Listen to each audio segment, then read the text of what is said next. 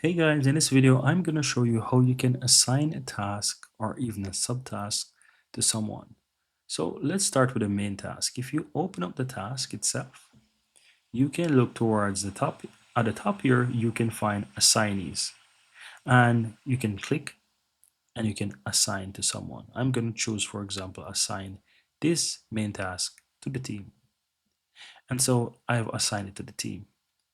Now, let's say I want to assign a subtask within this task to someone. If you scroll down and you have subtask here, you can assign a subtask from here within that main task.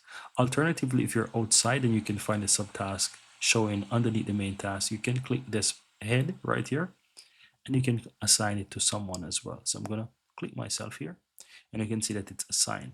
I'm going to open main task or the subtask and find that subtask here. And as you can see, it's assigned to me. Now here, if I would like to assign it in this section, I can just click assignee, assign someone. And vice versa, if you want to remove someone, you find the subtask or the task and you can either hover over it and click here to remove the person. And you can see that it's removed there. And the same goes for the assignee in the main task. You can open the task and find the task and you can find it at the top and you can do it.